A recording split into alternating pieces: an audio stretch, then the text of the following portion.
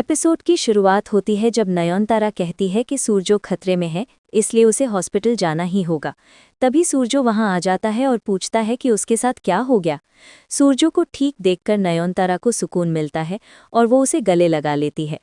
उसे गोरकामिनी की बातें याद आती हैं जो उसने सूरजो के बारे में कही थी।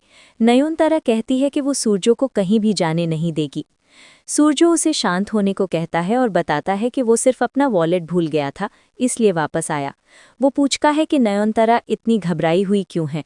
नयनतारा उसे अंदर ले जाकर जमीन पर पड़े सिंदूर के बारे में दिखाना चाहती है, लेकिन फ्लोर बिल्कुल साफ देखकर वो शॉक हो जाती है। सूरजो कहता है कि जब शाओली भी घर पर नहीं है तो नयनतारा इतनी डर क्यों रही है। नयनतारा कहती है कि उसे जो वार्निंग मिली है वो हेलुसिनेशन नहीं है, इसलिए सूरजो आज कहीं नहीं जा सकता। सूरजो गुस्से में कहता है कि ये मेडिकल कैंप उसके लिए बहुत ज़रूरी है और नयनतारा का ओवर पोजेसिव बिहेवियर अब उसे घुटन देने लगा है। वो पूछता है कि क्या नयनतारा चाहती है कि वो पूरा दिन घर पर ही बैठा रहे। आशलता नयनतारा को शांत करती है और उसे अलग ले जाती है। वो कहती है कि नयनतारा को सूरजो को सच बता देना चाहिए। नयनतारा कहती है कि अगर सूरजो को सच पता चल गया तो वो हर वक्त मौत के डर में जिएगा, जो वो नहीं चाहती। वो आशलता से रिक्वेस्ट करती है कि सूरजो को सच ना बताए। उधर सोमराज नोटिस करता है कि शाओली का कॉल आ रहा है। वो बाहर जाकर कॉल रिसीव करता है। शाओली उसे बताती है कि वो करुणा के घर पहुंच चुकी है और उसे पता चला है कि सोमराज को पैसे चाहिए। वो कहती है कि अगर पैसे चाहिए तो करुणा के घर आकर बात करे। सोमराज मान जाता है। सूरजो नयनतारा से रूड बात करने के लिए माफ़ी मांगता है और कहता है कि वो मेडिकल कैंप का इंचार्ज है, बहुत से लोगों को मदद मिलेगी, इसलिए उसका वहां होना ज़रूरी है। नयनतारा कहती है कि वो भी उसके साथ चलेगी। सोमराज भी कहता है कि वो सूरजो के साथ जाएगा। सूरजो मान जाता है। नयनतारा सूरजो से कहती है कि जब भी वो कॉल करे सूरजो फ़ोन ज़रूर उठाए। सूरजो हाँ में सिर हिला देता है। सोमराज सोचता है कि सबको लगेगा वो सूरजो के साथ है, लेकिन वो शाओली से मिल सकेगा। कुछ देर बाद सूरजो सोमराज से कहता है कि वो कैफेटेरिया में वेट करे, वरना बोर हो जाएगा। सोमराज कहता है कि शायद नयनतारा प्रेगनेंसी की वजह से ऐसा बिहेव कर रही हैं और सूरजो को अपना काम करने को कहता है।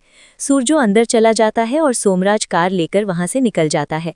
वो शाओली से मिलता है। शाओली उसे पैसे का लालच देती है और कहती है कि उसे अपना काम करवाना है। वो सोमराज से कहती है कि एक किलर हायर करे। तभी करुणा दरवाज़ा खटखटाती है और सोमराज वहां से भाग जाता है। करुणा शाओली से पूछती है कि वो किससे बात कर रही थी। शाओली कहती है कि वहां कोई नहीं था। करुणा सूरजो को वहां से जाते हुए देख लेती है और गलत समझ लेती है। शाओली करुणा से कहती है कि ये बात नयनतारा को ना बताए, वरना वो टूट जाएगी, और याद दिलाती है कि नयनतारा प्रेग्नेंट है। नयनतारा आशलता को बताती है कि वो मंदिर जा रही है और वहां से चली जाती है। गोरकामिनी ये सब देख लेती है और नयनतारा का रूप धारण कर लेती है। वो घर के अंदर आ जाती है। आशलता पूछती है कि क्या नयनतारा मंदिर नहीं गई। फेक नयनतारा पानी मांगती है। आशलता सोचती है कि शायद उसकी तबीयत ठीक नहीं है, इसलिए वो वापस आ गई। वो कहती है कि पूजा घर पर ही कर लेते हैं। फेक नयनतारा गुस्से में ग्लास तोड़ देती है और चिल्लाती है कि पूजा घर में नहीं होगी। वो आशलता को गलत सलाह देने पर वार्न करती है। मोहर पूछती है कि नयनतारा को क्या हो गया। माला कहती है कि शायद मूड स्विंग्स की वजह से ऐसा हो रहा है। आशलता को शक होने लगता है कि कुछ गड़बड़ है। उधर मंदिर में पंडित नयनतारा को रक्षा कवच का धागा देता है। थोड़ी देर बाद सूरजो घर आता है। माला सूरजो से कहती है कि ध्यान रखे, क्योंकि नयनतारा मूड स्विंग्स की वजह से गुस्से में है। रूम के अंदर फेक नयनतारा नींबू काटने की कोशिश कर रही होती है। सूरजो आ जाता है तो वो नींबू छुपा लेती है। सूरजो पूछता है कि नींबू क्यों काट रही थी। फेक नयनतारा कहती है कि उसे नींबू पानी बनाना था। वो सूरजो के लिए चाय लाने का बोलकर बाहर चली जाती है। सूरजो फ्लोर पर पड़ा सिंदूर देख लेता है और सोचता है कि ये बहुत सीरियस बात है, उसे नयनतारा से बात करनी होगी।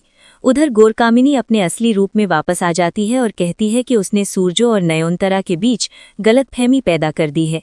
अब नयनतारा को सूरजो की आंखों में अपने लिए नफरत दिखेगी और जल्द ही दोनों अलग हो जाएंगे। ये सोचकर गोरकामिनी जोर जोर से हंसने लगती है। एपिसोड यहीं खत्म होता है।